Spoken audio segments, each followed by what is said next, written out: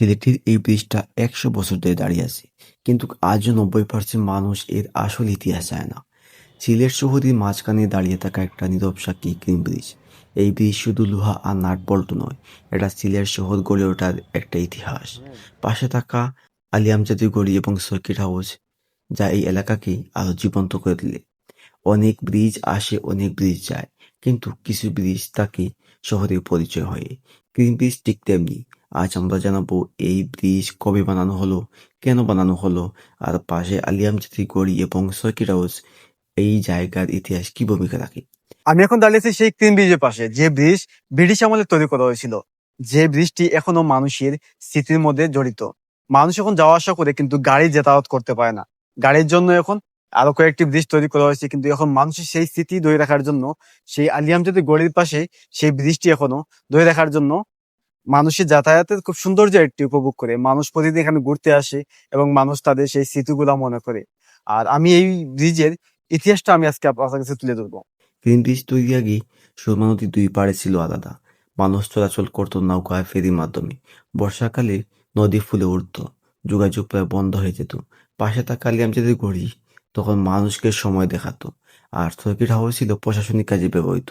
এই সমস্যার সমাধানই একটা স্থায়ী সেতুর প্রয়োজন দেখা দেয়। ব্রিটিশ শাসনামলে ১৯৩৩ থেকে ১৯৩৬ সালের মধ্যে গ্রিন ব্রিজ নির্মাণ সম্পন্ন হয়। তৎকালীন আসাম প্রদেশের গভর্নর স্যার মাইকেল গ্রিনের নাম অনুসারেই সেতুর নাম করা হয় গ্রিন ব্রিজ। উদ্দেশ্য ছিল শহরের দুই অংশ যুক্ত করা, ব্যবসা বাণিজ্য সহজ করা, প্রশাসনিক যোগাযোগ উন্নত করা। গ্রিন ব্রিজের বয়স এখন ১০০ বছরের চেয়েও বেশি। আজকাল এখানে চলাচল সীমিত, মূলত পথচারীদের জন্য। কিছু হালকা যানবাহন যেমন মোটরসাইকেল পার হতে পারে।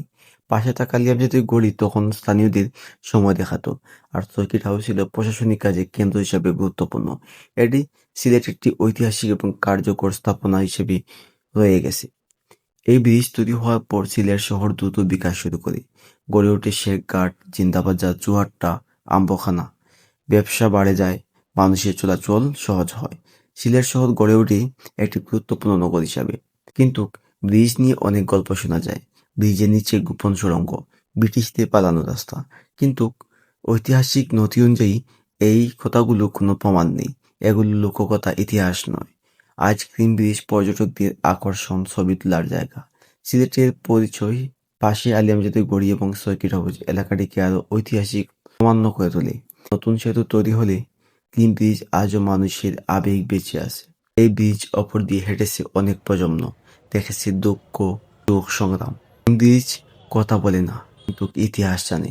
গ্রিন ব্রিজ শুধু একটি সেতু না, এটা সিলেট শহরের ইতিহাস ও ইতিহাসের মেরুদণ্ড। আপনি যদি সিলেটকে ভালোবাসেন, এই ভিডিওটি শেয়ার করুন। আর এমন আরও তথ্যভিত্তিক সিলেট গল্প পেতে হাবিব আহমদ বিবি চ্যানেলটি সাবস্ক্রাইব করুন।